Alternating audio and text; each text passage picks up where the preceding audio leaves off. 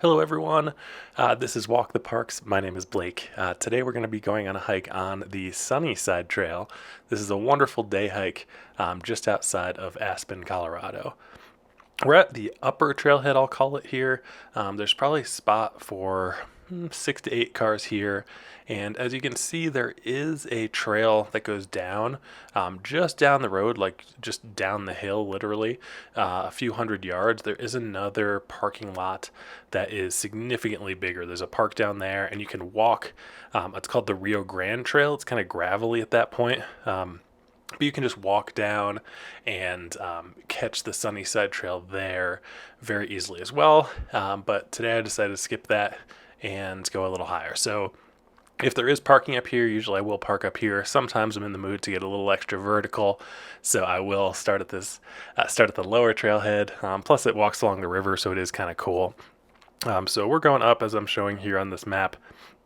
There is a communications tower, and that is just one turnaround point. It's like a good one. It has there's a thing you're going to, even though the end, to be honest, is not the most exciting. It's a communication tower that you can't really touch. It is an active communication tower for, I believe, the airport.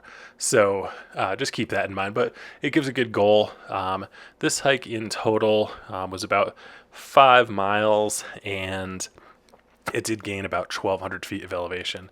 So you definitely start climbing. There are some mellow parts, but this is certainly a climb. So this is a wonderful hike if you're in the Aspen area to come and do. It can.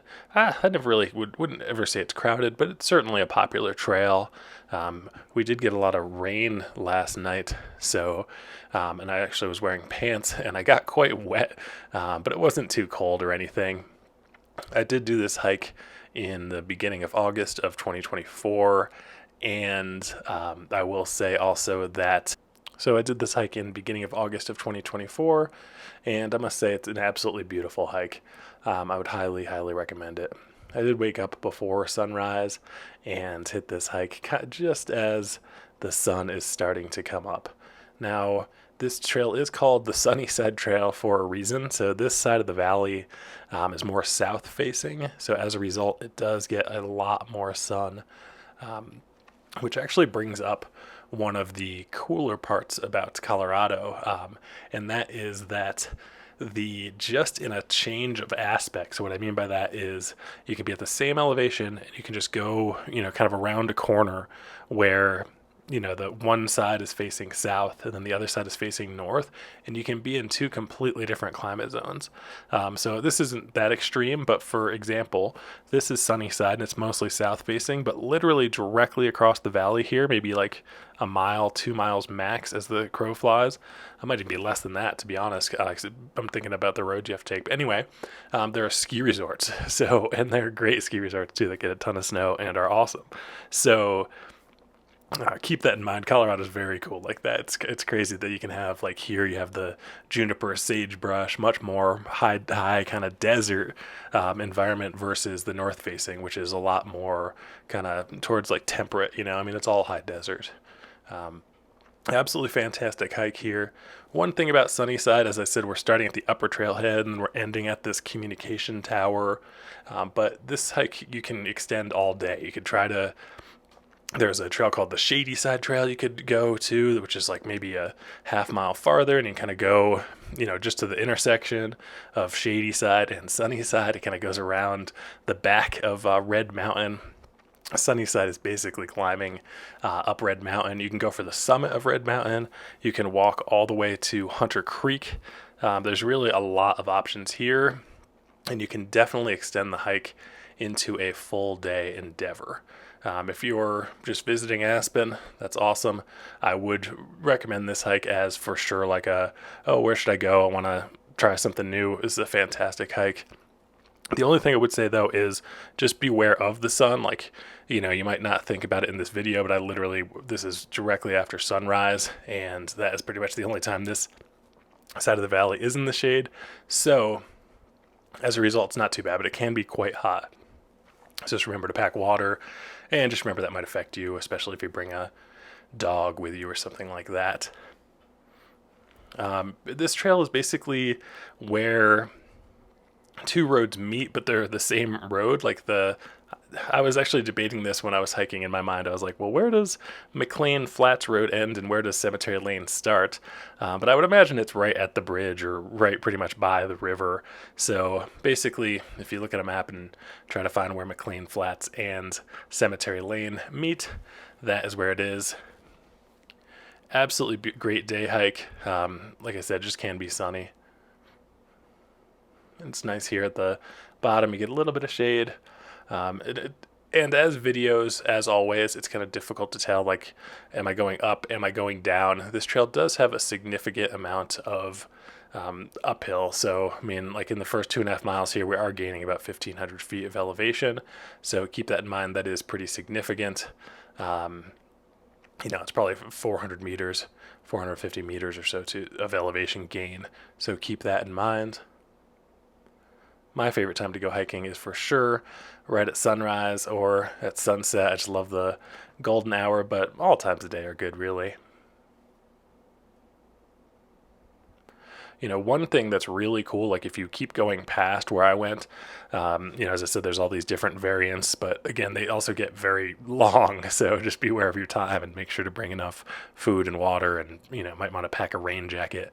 Colorado is famous for having like beautiful bluebird days, but then also in the summertime, especially having a monsoon, like kind of thunderstorm effect where sometimes it can just get poured on for a while. So even though you could start in the most beautiful day, always kind of want, if you're going out for a long one, might want to pack some sort of layer to protect you from rain.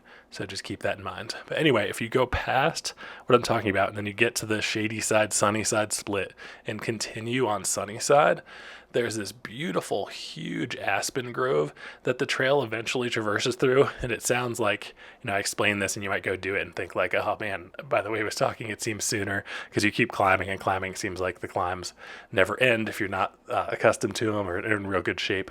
But anyway, there's a beautiful traverse of Red Mountain through the aspen grove, and I just find it to be an amazing hike.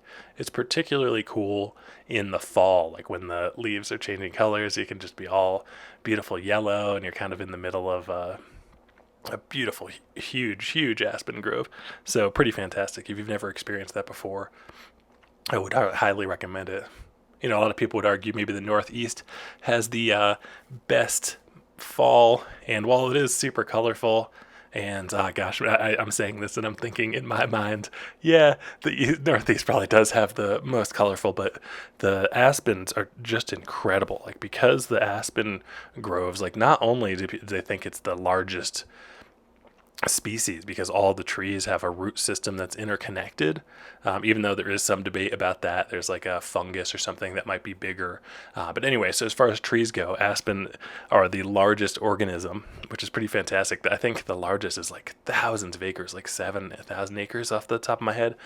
Sorry, I did not fact check this, but they all change color a lot at the same time. So there'll just be this vibrant, and they change to this vibrant yellow color. So all the leaves go from a normal green color to a vibrant yellow in fall before falling off, and it can really just be fantastic if you time it right. Absolutely awesome. Also, you can get views of maroon bells on this hike if you go higher. Like for the hike that I went on, you don't quite get the Maroon Bells view, but if you keep going higher, you will get that view. So keep that in mind.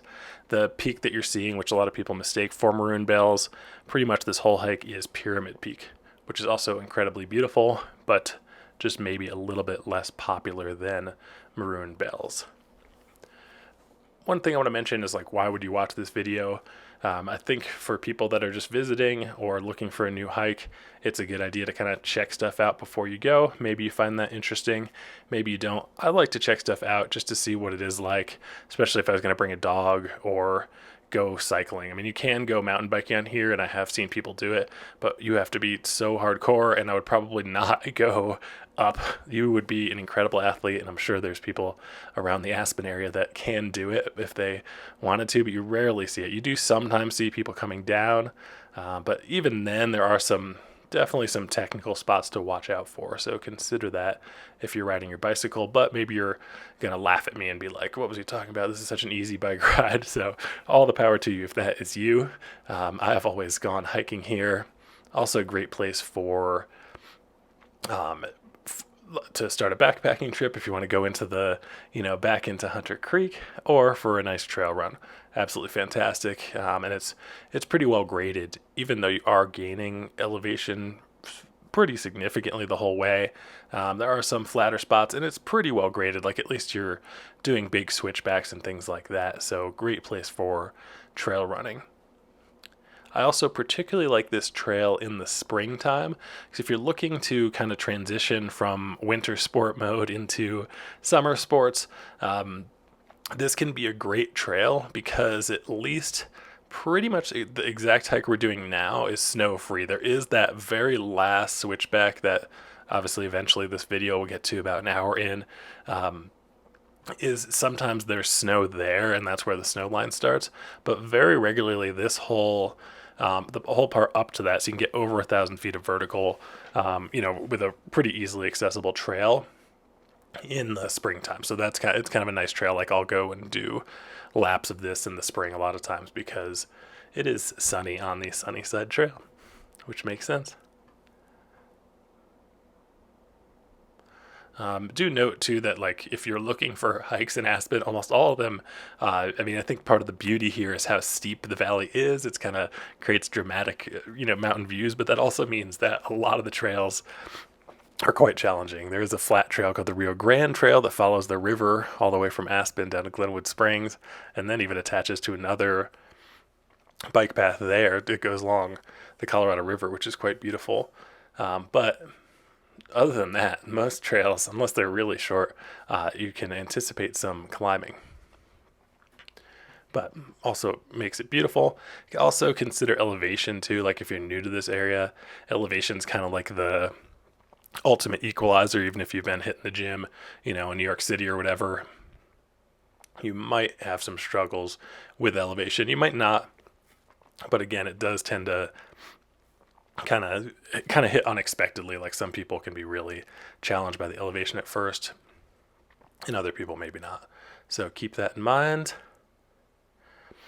I just love, like, this is a wonderful day to go. There's all these different shades of colors. You have the tan and brown from kind of the dyeing or those type of plants, but then all sorts of different shades of green. Really a beautiful hike this morning. And I was happy that I timed it. I really wasn't in the sun even for a second. I'm a person who loves sunglasses if there is any sun at all, and I never put my sunglasses on, so that made me feel good. And it was also great to not see anyone else on the trail. But I really do love the Sunnyside Trail, though. It's just a fantastic, nice uphill. It's never like too crowded. Really everything about it I am quite a big fan of. Except, I'm trying to think. I ran one race and it started going up Sunnyside Trail, and I just wasn't feeling it that day. And oh my God, trying to run the whole way up this, it just goes forever.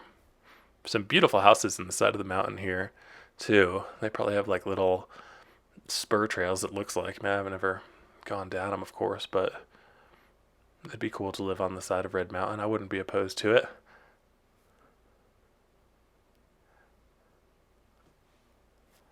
So basically you could watch this if you're, interested in hiking and get an idea for it. Listen to my rambling. I think another good idea is if you have a treadmill and you're looking for something to watch, you could listen to me or you could mute me out. This video is almost 2 hours long. I am not going to talk for that entire time. I probably could and ramble on. If I'm honest with you, I'm testing out different things. If you'd like to hear me ramble, I can do way more research, and I'm sure I could talk for 2 hours more. But I think, for most people, maybe if I talk during the first, however much time that I have information about that I want to share, and then you can kind of just review the rest of the video on your own if you want to see, views or see if there's just what the trail looks like up ahead. This trail is located within the White River National Forest. And according to the White River National Forest website, the White River National Forest is a world-renowned recreation destination, home to iconic destinations such as Maroon Bells and Hanging Lake, 11 ski resorts, 10 peaks over 14,000 feet, and 8 wilderness areas that cover more than a third of its acreage. Traveling through its 5 ranger districts, you can explore classic Colorado Rocky Mountains of the Gore, 10 Mile, Sawatch, and Elk Ranges, as well as the distinctly unique flat tops. This area is truly tremendous. Honestly, if you've never been here and you're kind of debating like what to expect in like the Aspen area specifically, or all of really the White River National Forest that I've explored, is pretty stunning. It's hard to go too wrong. It's really a beautiful area. Do though, like, so a lot of people are interested in maroon bells. They've kind of held the distinction of being the most photographed peak in North America, which is pretty cool. I don't know how to figure that out. Maybe Google image search. I wonder, or I don't know. Anyway, I've always wondered that, but which is astounding. But just keep in mind, you either have to ride a bus there, which you typically do have to reserve tickets for. I would just Google Maroon Bells reservations, and it'll be, I think it's the Aspen Chamber that runs that. So take a look at that if you want to reserve a bus time or to be able to drive up there. There are restrictions on the time, as well as when you can go up there, like what day, as well as like during the day. I don't think for the most part they let cars go up when there are buses on the road, so keep that in mind. Also, if you do want to go backpacking, or maybe bag one of the 14ers, just keep in mind that first off, you need a permit now for the to go backpacking in a lot of the Maroon Bells Snowmass Wilderness. And while there are places like there's a permit zone, and you absolutely have to get a permit from recreation.gov, there's also other areas where you can camp with just a self-signed permit. Like there's a permit slip you fill out at the trailhead, but it's a large area that's kind of like blocked out, like the whole 4-pass loop, which is probably the most popular, and and like Capitol Lake is blocked out. So just kind of make sure to plan your trip wisely, because those permits can be quite challenging to get. And the buses / parking up there can be not tricky, but definitely requires a little bit of effort and can be sold out. So just be aware of those things and plan accordingly. Also, if you do plan to hike a 14er in this area, these are some of the most dangerous 14ers. So some of what makes this so beautiful, and I think what makes like Pyramid Peak and the Maroon Bells, is they are kind of crumbling apart. I think that's part of their appeal, but they can also make for very dangerous climbing. Like you can just knock rocks down, and that can be very dangerous. Or there can be, some mountain goats up there that kick rocks down on you, and you do not want to be on the receiving end of those rocks.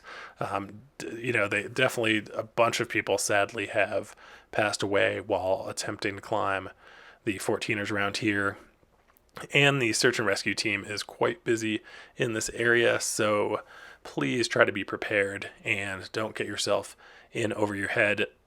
This area is incredibly beautiful, but it can also be well, it deserves to be treated with respect, I guess would be the way to put it. Everybody has a different level of their experience and fitness, etc. Just be careful, because it can be very dangerous. There's also limited cell phone coverage in a lot of the areas around here because the topography is so steep and some of the valleys go quite deep. So just be prepared for self-rescue. That's always the best option.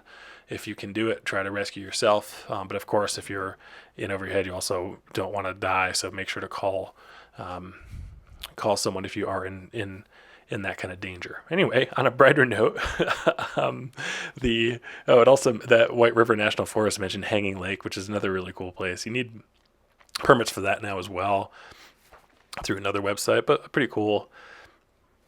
Hanging Lake is definitely worth checking out. So I wanted to talk a little bit more about Aspen, Colorado, and then I'll leave this out here. But Aspen, the first thing I want to say is Aspen sometimes gets a pretty bad name. Like, it's certainly very wealthy, and there certainly is an incredible amount of money. And to be quite frank, if you just park like in downtown and get out and walk around, you can be kind of dissuaded, like it's like Gucci next to Prada next to Burberry or whatever, and that's not. I guess I would just argue strongly that there's a lot of subcultures here. Like I feel like sometimes Aspen gets a bad rap. While there certainly is a lot of money and wealth for good or bad, a lot of good comes of it too. Like I think as far as mountain towns go, there is a little bit more opportunity here in terms of job potential.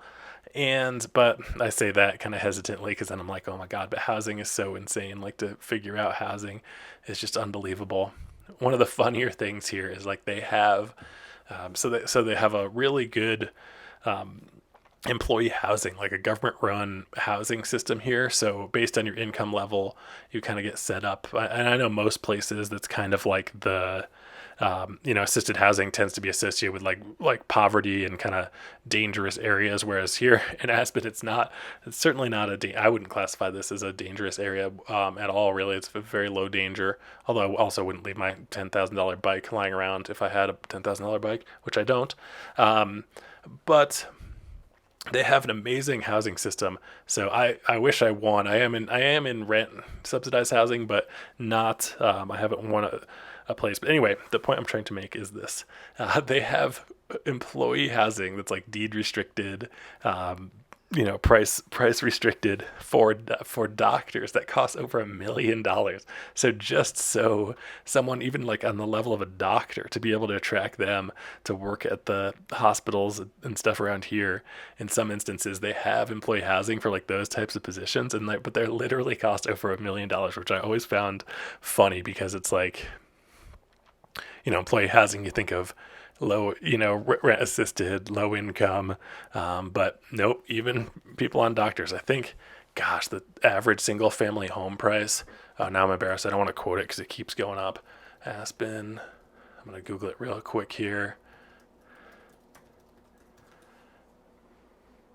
And it looks like, oh, so there we go. It's only it's only 2.4 million, trending down 20% from last year. So we're going down. But anyway, 2.4 million is pretty insane. That's the medium. So actually here, this other one says 3.6 million as the average. This one says 3.5 million. So anyway, who knows what the reality is. In the second half of 2023, the average sales price of a single family home stood at $14.5 million. Oh my God. So, anyway, these statistics are all over the place, but needless to say, it's absolutely insane. Wow. Year to date, yeah, in 2022 it was 15.8 million. Wow, that's insane. All right.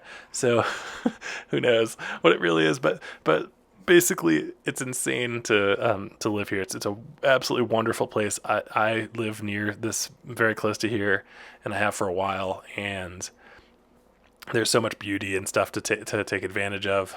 It is possible to live here if you're not ultra wealthy, and I haven't even been in probably like 99% of places, maybe 95% of places downtown, and because there's so many different subcultures here. Like there's people who love the outdoors that come here because it's an outdoor mecca.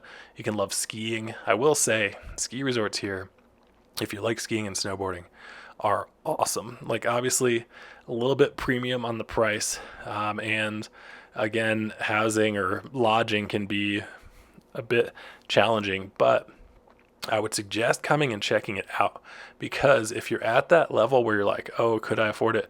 Maybe I can. Come check it out, because in my experience, the lift lines and stuff here are just dramatically less than other places. So the experience skiing is so much better. It's like, sure, maybe you can find a bit of a better lodging deal at like Vail or something like that, but really check out Aspen. Like it's worthwhile. It's cool too because there's 4 different ski resorts in the area. There's Aspen Mountain, Aspen Highlands, Buttermilk, and Snowmass, and they all kind of have a different vibe. So you're not just going to the same mountain over and over. But I will say, on a deep powder day, sure, there's going to be some lines for sure on some of the lifts, but I would just encourage you to come here and check it out. The facilities are for sure world class, and the limited lift lines makes the skiing experience like absolutely incredible. Like it's really really cool. So I would recommend at least checking it out. If you can tell, I do love enjoying that during the winter months for sure. I love skiing. It's so much fun. They also have like a pretty lenient uphill policy. So some people might think, oh, uphill skiing, that's insane. Why would you do that? But they, you buy a pass to do it, but it's pretty lenient, like in terms of the hours you can do it and the routes you can take. Like it's really nice. You can get kind of a different experience if you're interested in that. Whereas a lot of resorts are kind of prohibitive on that. Aspen is pretty lenient, which is pretty cool. And by Aspen, I mean all four of the mountains. So that's something to consider. So anyway, right now we're on like this ditch. So this is kind of a break. You kind of get a mellow, little break, which is nice on this part of the trail. Love all the red rock. Makes sense, right? We're on something called Red Mountain. And anyway, so I guess I've always thought that though, like summer is probably the most approachable time to come to Aspen. Like maybe if you're, because you can, in my mind, I've always thought like you can camp, right? Because hotels are still going to be a little bit pricey for sure. You can hunt around and get some deals. Maybe you can camp or stay somewhere a little bit farther away. But there are camping places to camp, like Difficult Campground. You could even do like Twin Lakes or down towards Carbondale, Glenwood Springs. Maybe stay in one of those hotels or campgrounds in those areas. But kind of check that out because it can make the Aspen a little bit more approachable so you can enjoy the outdoors. Because again, I feel like a lot of people like it's like if you just pull in, park downtown, you're like, what is this place? Like it's so I don't want to buy a $3,000 shirt or whatever. And I understand, I hear what you're saying, but there's also like so much beauty here and so many beautiful like there's so many different trails. There's awesome mountain biking. You can if you want to rock climb, there's some rock climbing. There's awesome river sports like there's gold medal waters for fishing and like fly fishing, which is awesome. Like the Frying Pan River and the Roaring Fork is fantastic. Also, there's like rafting and kayaking right here. Kind of that's kind of the whole Colorado vibe. If you're not familiar with it, there's certainly outdoor wonderland. Definitely one of my favorite parts of living here and what has made me come back. I've left several times actually, and I keep coming back because it's it's almost unavoidable. Like I feel like most places I've lived anyway, like either you have to drive a significant distance to go hiking, or do kind of really fun outdoor activities. And while I do enjoy them and I will do that, and there's nothing wrong with that, I find if it's right in my backyard or just like if this is probably a 15-minute drive from my house, like I'm much more likely to come and just do this all, and I'll do it all the time, right? So it's just awesome.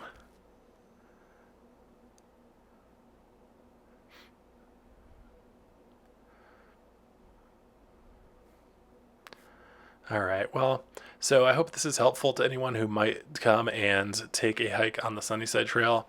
As I said, I don't have too much more that I was going to cover here.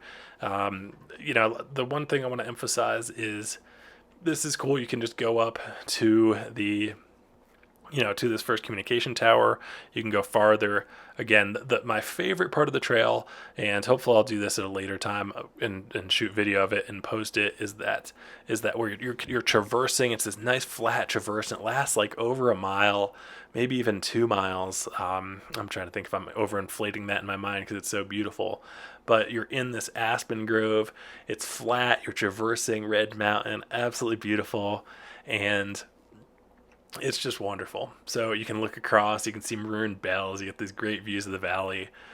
Really, this hike is really nothing bad about it. Maybe on a really hot day in the afternoon, you might not like it, your dog might not like it, or if you show up and you're not too fit and you're going to try to mountain bike up this, good luck, or maybe you're way more hardcore than me. But absolutely fantastic. Just a few other kind of endpoints that I like to mention in every video. Please just try to remember to leave no trace. If you bring garbage or have garbage, just please pack it out. If you're going to use if you need to use the restroom, go at least like 100 feet, 200 feet off the trail. And I say 100 feet, 200 feet because the signs at the beginning of the video that we look at. One of them, it's funny, on the same exact sign, like on the left-hand side, leave no trace ethics say go 200 feet off trail to use the restroom. But then on the right-hand side, it says go 100 feet off the trail, which I found funny to have a discrepancy of more than double the length on the same sign. Like anyway, so things are a little murky, but regardless, I mean, dig a hole and pack out all your trash. This is a cool area, and it's not, nobody wants to see trash. I don't know if you guys have traveled much around the world. If you're coming to Aspen, I bet a lot of you have. I would just suggest strongly, let's keep this. Our country is fantastic at keeping trash and stuff out of parks, off of trails, and it's absolutely wonderful. Whereas some other places I've been, oh man, not as happy of an experience in terms of garbage. So let's keep it that way. I think that's an awesome part of our culture for whatever reason it might exist.